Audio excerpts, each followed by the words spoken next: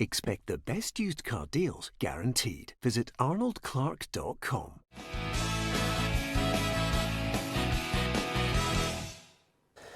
Welcome to Peter and Ruffy's Football Show. It is Wednesday. I'm Peter Martin, delighted to have your company. Alan Ruff and Barry Ferguson are with me here in the studio to talk football. And of course, one thing on our minds, that amazing Champions League match last night.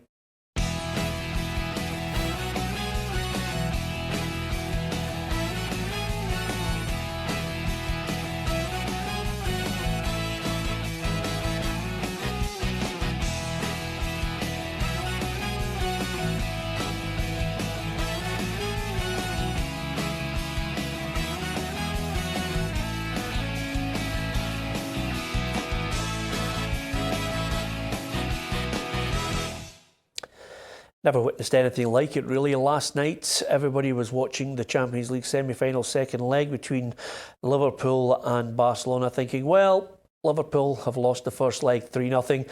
It'll be all about saving face. But, oh, Ruffy, how wrong not only we were, but so many other pundits at what Liverpool produced. Yeah, I think when you look at the quality of Barcelona, I don't think any of us seen that coming.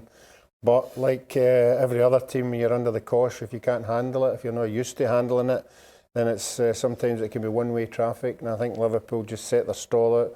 They got the goals at the right time, and they just got better and better as the game went on. Even when you look at the starting lineup, you've got no Firmino, you've got no Salah. You're thinking to yourself, this is not, it's a huge mountain to climb. You're asking Sadio Mane to lead the line and somehow come up with something alongside Divock Origi, who really, he scored some really good goals for Liverpool, but you're certainly asking a man who's not been a regular starter for them to produce something. Yeah, when you look at that team and it come up on the screen, I'm thinking it's going to be difficult for Liverpool, but all credit to the guys that come in. And you mentioned him, Mane, for me, what a wonderful player he is.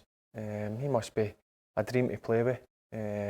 His running power, his work rate, and obviously the ability he has on the ball, but what a magical game it was to watch. Yeah, did you, in your wildest dreams, think about a team of Barcelona stature? I mean, I personally don't think it's the Barcelona of 2009, 2011. I looked at them, and great credit to Liverpool because the high press worked from minute 1 to minute 90. Yeah, let's be honest, I have seen a better Barcelona team, but they're still a team full of quality. Don't forget about that, and that's where we've got to give Liverpool credit. A lot of people say Barcelona weren't at it, but it was Liverpool I thought were top notch. And as I says, you could go through the 11 that started, even the guys that come on, scored the 2 goals. They were frightening last night, and the pace and the power and the energy levels that Liverpool play with is frightening. Yeah, I mean, Divock Origi, and over and above that, Wijnaldum comes on as a substitute. They've lost Andrew Robertson, who clearly has been one of the best players in the Premier League last year. Yeah, but it's just the way they're organised. You know, that they'll have different scenarios of how they play, and every player that comes in will just fit into that system. I just think when it got to 2-0, I don't think Barcelona knew what to do. I don't think they knew whether to go forward or whether they wanted to defend, because they knew there was another one coming. You know the funny thing about it, Ruffy, and I genuinely got this feeling maybe from Barcelona fans as well, and a sense from the commentators. It was almost as if everybody was waiting for Messi just to settle the whole thing. Yeah, well, we've seen it on numerous occasions. The big player comes up and he does something special and gets an away goal that takes him through.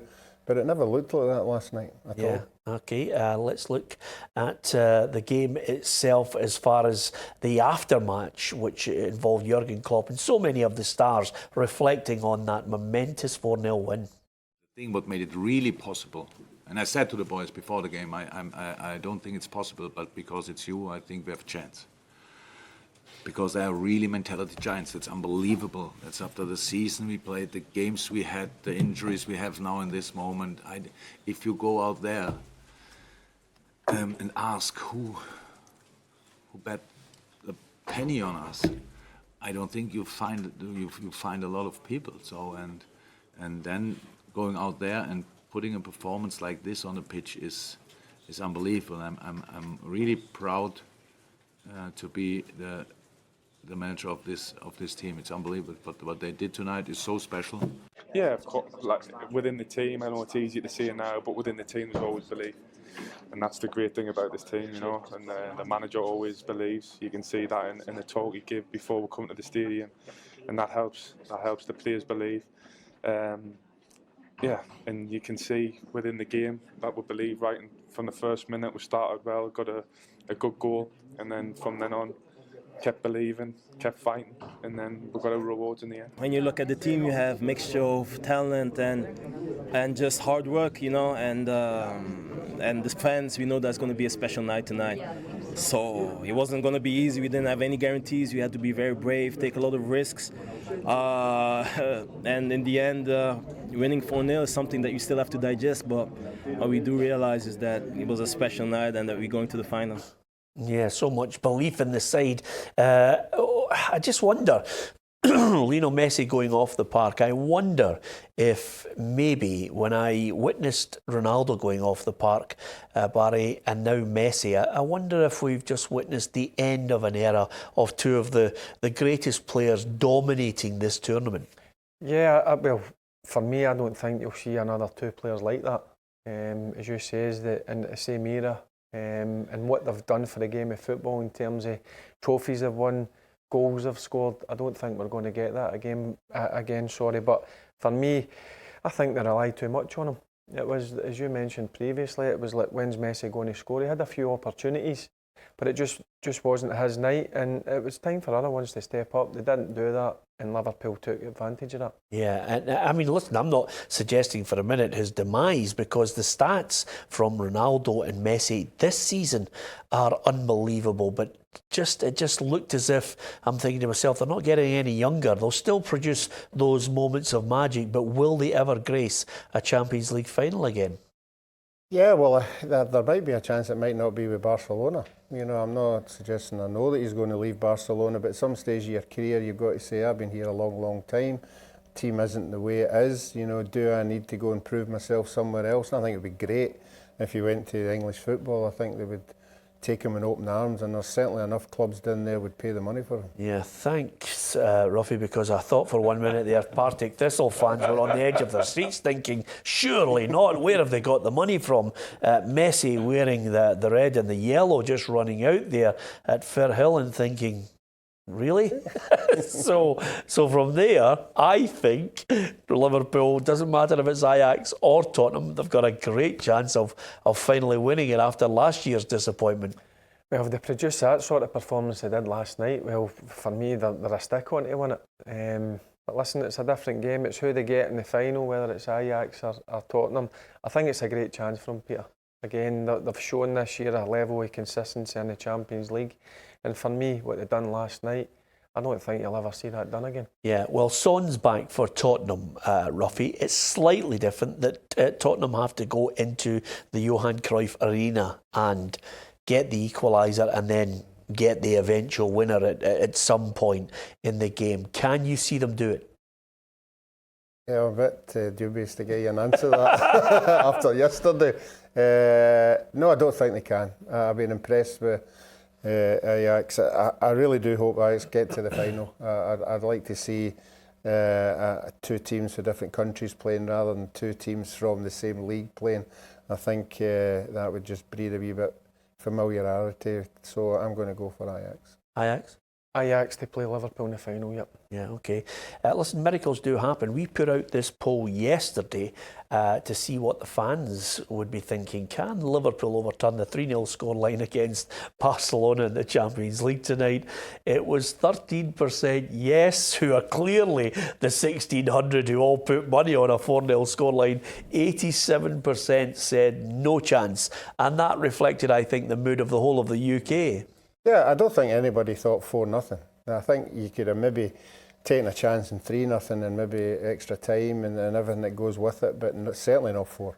Yep, it was an incredible night. Are we going to witness that tonight? You can give us your view across social media. It's going to be Ajax against Tottenham. So, what's still to come? We are going to look at yet again an emotional Celtic Park as the fans paid tribute to the late great Stevie Chalmers. But first of all, here's the quiz question.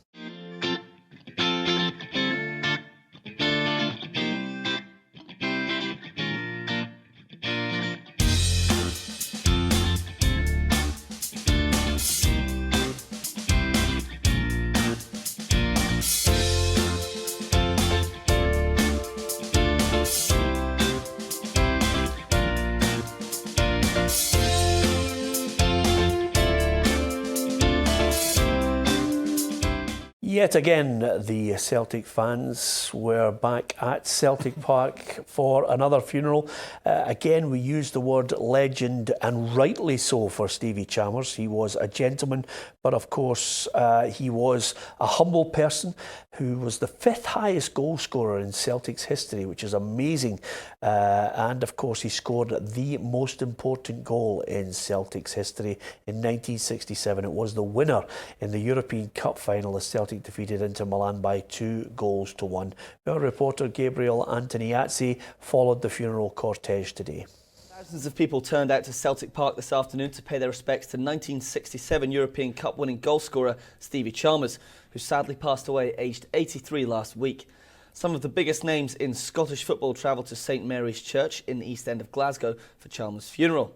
The service took place just 5 days after Celtic said goodbye to Lisbon Lions captain Billy McNeill. It's been an extremely emotional and sad time for all of those involved with the club. Stevie Chalmers will always be remembered as the man who scored the most important goal in the club's history and one that was pivotal in making what it is today. It's been a traumatic couple of weeks for Celtic fans, Ruffy, and again, you know, you lose your greatest ever captain, but you also lose a player that maybe, I think the Celtic fans give him the recognition he deserves, but others would have been possibly surprised at how many goals he scored. 236 for Celtic. Yeah, it was absolutely amazing. Another fantastic turnout again. And scorer of the greatest goal in Celtic's history as well. You know, that is something that would be great to have on anybody's CV. And they turned out in the numbers today. Lots of past players and present. The whole team was there, the whole Celtic team was there, and also the Lisbon Lions as well, who, you know, you felt, you know, that the thought of losing another member is really digging deep into them. And it must be a horrible time for them. But there was a joyous ceremony and lots of good songs and singing. And when we came outside, there was the fair quota of supporters out there to show their respect. Yep, thousands again remembering Stevie Chalmers. And of course, listen, when you score a goal, Barry, in the European Cup final, and I remember the fact that although people have watched it countless times, even if you're a neutral or you're someone from Scotland, that particular night, which was amazing, I think Kilmarnock reached the semi-final of the Old Fairs Cup, which was a European tournament. Rangers were in the final of the Cup Winners' Cup that year as well, and Celtic are in the European Cup final. Scottish football was at the top end of European football. How we would love to get back to the sort of days what you've just mentioned there. 3 teams and finals. Is it going to happen again? I very much doubt it, but the amount of goals he scored, 236 goals, that's not bad. Yeah. I wouldn't have mind scoring that amount of goals, but listen, as Ruffy said, he did score the most important goal in the history, so glad that he's got a good send-off.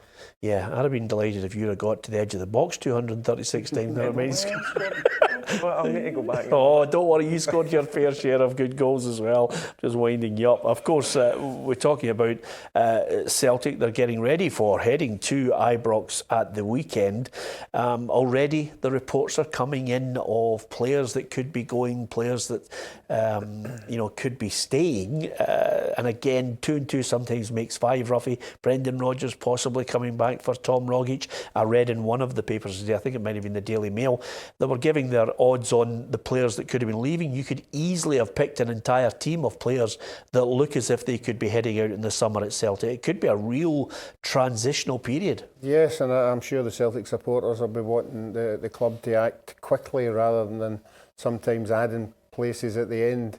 when it's too late. You know, they've got a European campaign coming up, and a lot of supporters would want players identified quickly, and I'm sure if it is Neil Lennon, he'll be actively doing that just now, whether he's getting the job or not getting the job. So it'd be interesting at this time of the year. Supporters always want to see players coming through the door. Yeah, would you let Rogic go for 15 million? Yeah, I think 15 million's a reasonable price for him, but I think there'll be other players that Brendan Rodgers might fancy, and maybe a wee bit costing a wee bit dearer. Yeah. Over and above that, it's going to be intriguing, Barry, to see the type of player, the standard of player that's recruited at both Celtic and Rangers. Stephen Gerrard has been linked again with Mexer, wants to bring him in, Edson Mexer. So clearly he wants to try and recruit players as well. How many do you think he needs? I don't think he needs squad players. I think he needs players that are going to come straight into his starting 11, Peter. So I would probably say 3-4 players that he... Even with all the players that will be the loan players that potentially will be going back, and players that you think haven't done it, you still think I think high up on the list will be Ryan Kent. I think he'll be desperate to do a deal with Liverpool to try and get him back, whether that's a permanent or another year's loan. But I do think, as I said, 3-4 players to come straight into that starting 11. I think it's pointless going and spending a bit of money on squad players. The big overhaul happened last summer. I think they are strong, but they certainly need to get stronger if they've got any hopes to try and get the league title back off Celtic. Yeah, I think maybe. I agree with what Barry says. These guys need to be starters. They need to come in, and all of them need to hit the ground running. I mean, I don't see any. You know, we're talking about players that could potentially be going back on loan. I don't see any future for the guy like the likes of Kyle Lafferty there. Lee Wallace will go as well. You know, so they're going to look at that squad and think, well, can we get Ryan Kent? I mean, I was talking to him on Sunday. You know, I think Rangers fans would be delighted if he could stay in another loan deal. In a loan deal, yeah. You know, that I think a lot of the fans would like him permanently, but I think obviously the finance of that might just be out of Rangers' reach. But you're right. I think 2 or 3 quality players coming in, you know, and being, you know, first team starters would be an asset to Rangers, because I honestly believe Rangers think now in a 1-1 game with Celtic there isn't a gap. On a 1-1 game, it's the long term. It's the long term of the games away from home where they're losing or drawing or throwing away points. So for me, you need better quality players in to do that. Yeah, we discussed it last week, and both of us laughed at the mere suggestion of it, which was, of course, coming up Rangers against Celtic at the weekend at Ibrox, a guard of honour. They've managed to stretch the whole topic out all the way through. I think it's much ado about nothing here. Yep. I don't think there's any need to pressurise or pressure Rangers into a guard of honour. You know, we've already discussed the upside and the downsides of Scottish football and the rivalry and, sadly, the distaste for each other at times. Look, everybody's putting their tuppence worth in what they think should happen. I honestly believe, if you ask the Celtic players, I don't think they'll be concerned if Rangers do one or they don't do one. I don't think that'll matter one bit. Would you like to see it happen? Would I? You're putting me on the spot here. That's a decision that they'll need to sit down and the players make that decision. What do you feel? Is it going to cause any fights or any arguments in the stadium or whatever? Look, if it happens, it happens. I wouldn't have a problem with it. If it happened, I wouldn't have a problem if it doesn't happen. Well, if you were asked the question, Barry, you're the captain of Rangers, Celtic have just won the league. Yep. You know, are you going to? I'm just going to say, Are you going to give them a guard of honour? You're the captain who has to pass it down. If that's one of the board asking me, I'm like, right, give me 5 minutes. I'm going to ask the rest of the squad. He was saying to me before we come on, not a guard of honour, but maybe a minute's applause for the whole stadium. Who said that? So I'll take that as a no. Is it a tough one? Would it be tough? I know you as a person. Would it be a tough one? It's tough. I had to do it 3-4 weeks ago when I was at Kelty for East Kilbride. Yeah, but Kelty against East Kilbride. No, but even at that level, did I enjoy doing it? No, I don't. No, I didn't. And you're spot on what you said at the start. If it happens, it happens. If it doesn't, who really cares? Let's go and enjoy a good game of football. Yeah, absolutely. I think that's the key to it all. And talking about enjoying football, last week you were enjoying it. I could sense a sense of gloating on your part because you'd hit the front in the predictor. But it's it's all come tumbling down at the weekend. Look at that, Ruffy. Hey, the maestro hits the front again. Barry tucked in behind me and you nowhere to be seen getting ready.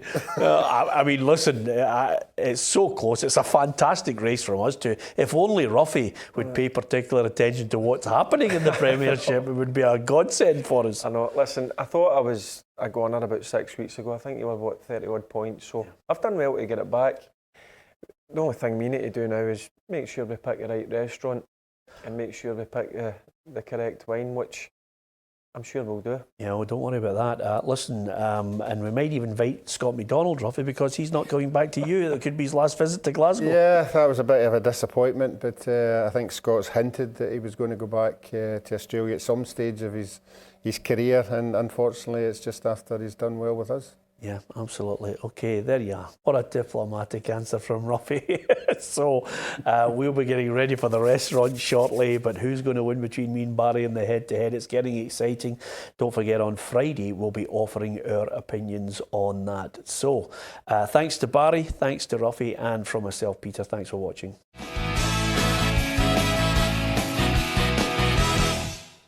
Expect the best used car deals guaranteed. Visit arnoldclark.com.